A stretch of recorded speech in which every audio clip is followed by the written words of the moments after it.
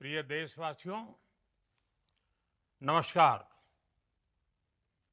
हम सभी ने बीते दिनों में देश का सामर्थ्य और उसका संयम दोनों देखा है। मैं सबसे पहले भारत की पराक्रमी सेनाओं को, सशस्त्र बलों को, हमारी खुफिया एजेंसियों को, हमारे वैज्ञानिकों को, हर भारतवासी की तरफ से सैल्यूट करता हूं। हमारे वीर सैनिकों ने ऑपरेशन सिंदूर के लक्ष्यों की प्राप्ति के लिए असीम शौर्य का प्रदर्शन किया। मैं उनकी वीरता को, उनके साहस को, उनके पराक्रम को आज समर्पित करता हूं। हमारे देश की हर माता को, देश की हर बहन को और देश की हर बेटी को ये पराक्रम समर्पित करता हूं। साथियों, 22 अप्रैल को पहलगाम में आतंकवादियों ने जो बर्बरता दिखाई थी, उसने देश और दुनिया को झकझोर दिया था।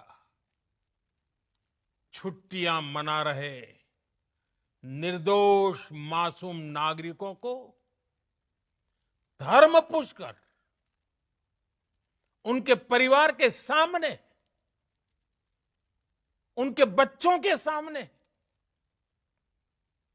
बेरहमी से मार डालना, यह आतंक का बहुत विभत्स चेहरा था, क्रूरता थी। ये देश के सद्भाव को तोड़ने की घिनौनी कोशिश भी थी। मेरे लिए व्यक्तिगत रूप से ये पीड़ा बहुत बड़ी थी। इस आतंकी हमले के बाद सारा राष्ट्र, हर नागरिक, हर समाज, हर वर्ग, हर राजनीतिक दल एक स्वर में आतंक के खिलाफ कड़ी कार्रवाई के लिए उठ खड़ा हुआ। हमने आतंकवादियों को मिट्टी में मिलाने के लिए भारत की सेनाओं को पूरी छूट दे दी और आज हर आतंकी, आतंक का हर संगठन जान चुका है कि हमारी बहनों बेटियों के माथे से सिंदूर हटाने का अंजाम क्या होता है। साथियों, ऑपरेशन सिंदूर ये सिर्फ नाम नहीं है, ये देश के कोटि कोटि लोगों की भावनाओं का प्रतिबिंब है। ऑपरेशन सिंदूर न्याय की अखंड प्रतिज्ञा है।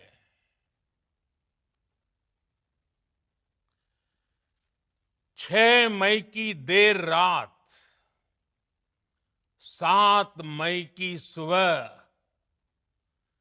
पूरी दुनिया ने इस प्रतिज्ञा को परिणाम में बदलते देखा है। भारत की सेनाओं ने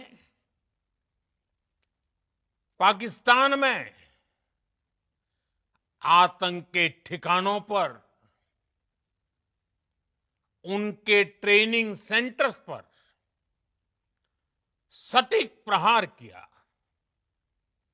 आतंकियों ने सपने में भी नहीं सोचा था कि भारत इतना बड़ा फैसला ले सकता है।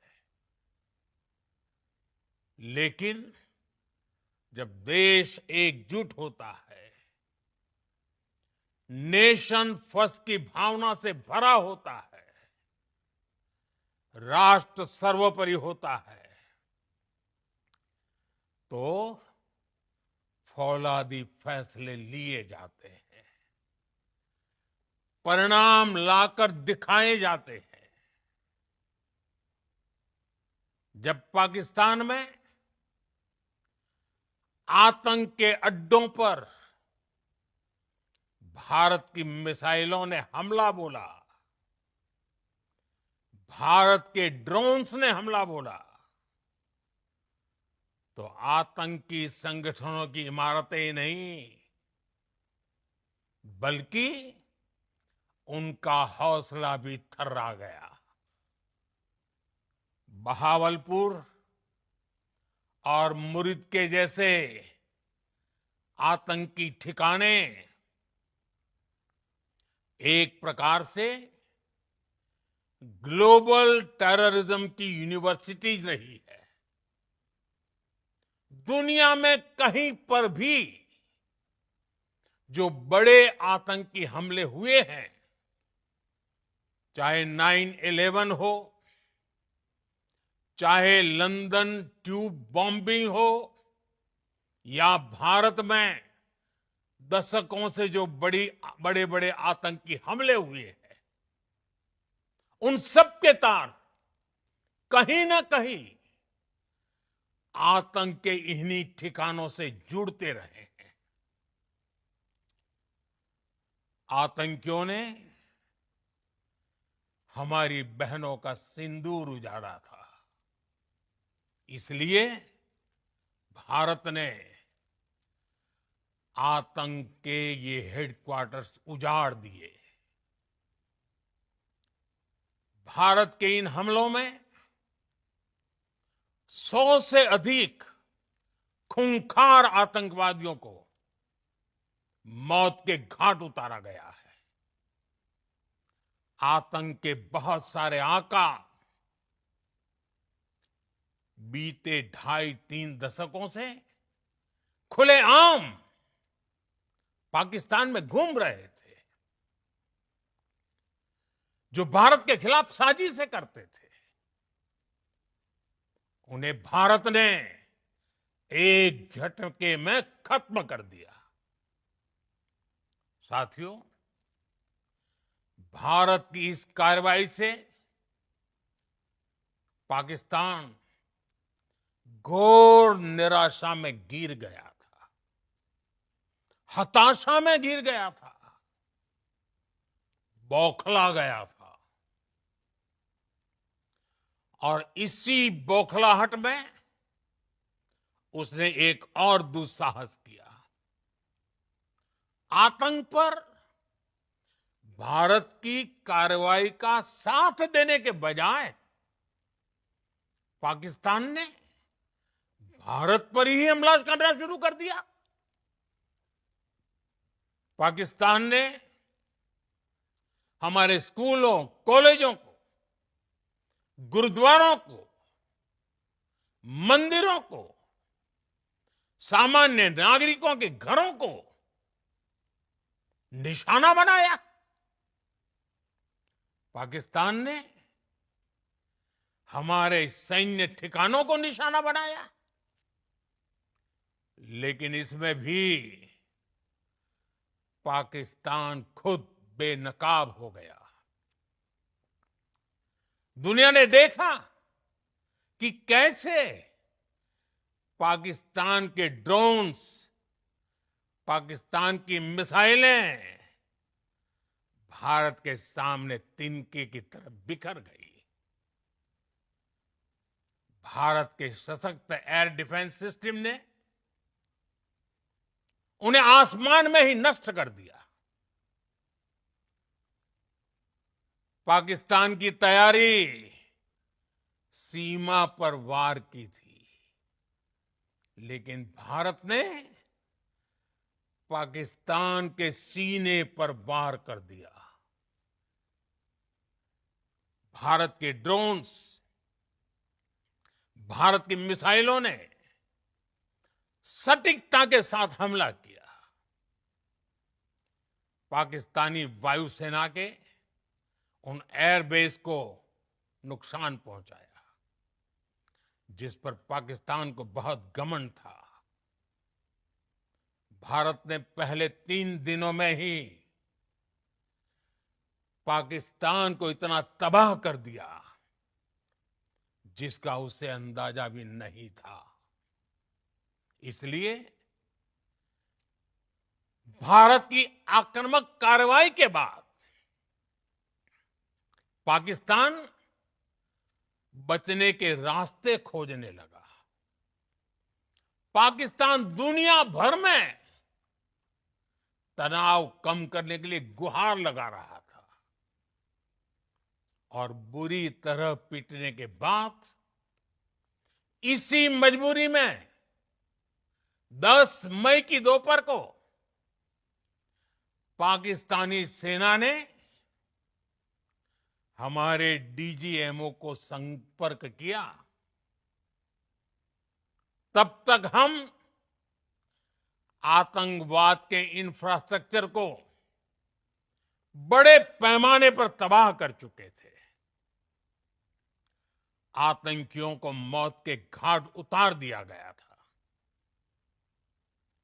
पाकिस्तान के सीने में बसाए गए आतंक के अड्डों को हमने खंडहर बना दिया था। इसलिए जब पाकिस्तान की तरफ से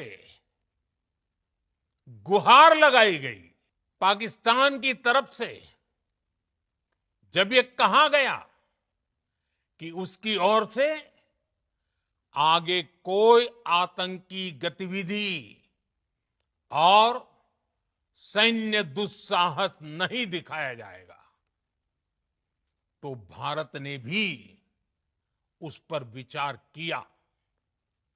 और मैं फिर दोहरा रहा हूं, हमने पाकिस्तान के आतंकी और सैन्य ठिकानों पर अपनी जवाबी कार्रवाई को अभी सिर्फ स्थगित किया है। आने वाले दिनों में हम पाकिस्तान के हर कदम को इस कसौटी पर मापेंगे कि वो क्या रवैया अपनाता है। साथियों, भारत की तीनों सेनाएं, हमारी एयरफोर्स, हमारी आर्मी और हमारी नेवी, हमारी border security force BSF, Bharat के अर्धसैनिक बल लगातार अलर्ट पर है। सर्जिकल स्ट्राइक और एयर स्ट्राइक के बाद अब ऑपरेशन सिंदूर आतंक के खिलाफ भारत की नीति है। ऑपरेशन सिंदूर ने आतंक के खिलाफ लड़ाई में एक नई लकीर खींच दी है। एक नया पैमाना, न्यू नॉर्मल तय कर दिया है। पहला, भारत पर आतंकी हमला हुआ तो मुंह तोड़ जवाब दिया जाएगा। हम अपने तरीके से, अपनी शर्तों पर जवाब देकर रहेंगे। हर उस जगह जाकर कठोर कार्रवाई करेंगे जहां से आतंक की जड़ें निकलती हैं। दूसरा, कोई भी न्यूक्लियर ब्लैकमेल भारत नहीं सहेगा। न्यूक्लियर ब्लैकमेल की आड़ में पनप रहे आतंकी ठिकानों पर भारत सटीक और निर्णायक प्रहार करेगा। तीसरा, हम आतंक की सरपरस्त सरकार और आतंक के आकाओं को अलग अलग नहीं देखेंगे। ऑपरेशन सिंदूर के दौरान दुनिया ने पाकिस्तान का वो घिनौना सच फिर देखा है, जब मारे गए आतंकियों को विदाई देने पाकिस्तानी सेना के बड़े बड़े अफसर उमड़ पड़े। स्टेट स्पॉन्सर्ड टेररिज्म का ये बहुत बड़ा सबूत है। हम भारत और अपने नागरिकों को किसी भी खतरे से बचाने के लिए लगातार निर्णायक कदम उठाते रहेंगे। साथियों, युद्ध के मैदान पर हमने हर बार पाकिस्तान को धूल चटाई है और इस बार ऑपरेशन सिंदूर ने नया आयाम जोड़ा है। हमने रेगिस्तानों और पहाड़ों में अपनी क्षमता का शानदार प्रदर्शन किया और साथ ही न्यू एज वॉरफेयर में भी अपनी श्रेष्ठता सिद्ध की। इस ऑपरेशन के दौरान हमारे मेड इन इंडिया हथियारों की प्रामाणिकता सिद्ध हुई। आज दुनिया देख रही है 21वीं सदी के वॉरफेयर में made in India defence equipments, इसका समय आ चुका है। साथियों, हर प्रकार के आतंकवाद के खिलाफ हम सभी का एकजुट रहना, हमारी एकता हमारी सबसे बड़ी शक्ति है। निश्चित तौर पर ये युग युद्ध का नहीं है, लेकिन ये युग आतंकवाद का भी नहीं है। टेररिज्म के खिलाफ जीरो टॉलरेंस, ये एक बेहतर दुनिया की गारंटी है। साथियों, पाकिस्तानी फौज, पाकिस्तान की सरकार जिस तरह आतंकवाद को खाद पानी दे रहे हैं, वो एक दिन पाकिस्तान को ही समाप्त कर देगा। पाकिस्तान को अगर बचना है तो उसे अपने टेरर इंफ्रास्ट्रक्चर का सफाया करना ही होगा। इसके अलावा शांति का कोई रास्ता नहीं है। भारत का मत एकदम स्पष्ट है। टेरर और टॉक एक साथ नहीं हो सकते। टेरर और ट्रेड एक साथ नहीं चल सकते और पानी और खून भी एक साथ नहीं बह सकता। मैं आज विश्व समुदाय को भी कहूंगा, हमारी घोषित नीति रही है अगर पाकिस्तान से बात होगी तो टेररिज्म पर ही होगी। अगर पाकिस्तान से बात होगी तो पाक ऑक्युपाइड कश्मीर पीओके उस पर ही होगी। प्रिय देशवासियों, आज बुद्ध पूर्णिमा है। भगवान बुद्ध ने हमें शांति का रास्ता दिखाया है। शांति का मार्ग भी शक्ति से होकर जाता है। मानवता शांति और समृद्धि की तरफ बढ़े, हर भारतीय शांति से जी सके, विकसित भारत के सपने को पूरा कर सके, इसके लिए भारत का शक्तिशाली होना बहुत जरूरी है। और आवश्यकता पड़ने पर इस शक्ति का इस्तेमाल भी जरूरी है। और पिछले कुछ दिनों में भारत ने यही किया है। मैं एक बार फिर भारत की सेना और सशस्त्र बलों को सैल्यूट करता हूं। हम भारतवासी के हौसले, हर भारतवासी का एकजुटता का शपथ, संकल्प, मैं उसे नमन करता हूं। बहुत बहुत धन्यवाद। भारत माता की जय। भारत माता की जय। भारत माता की जय।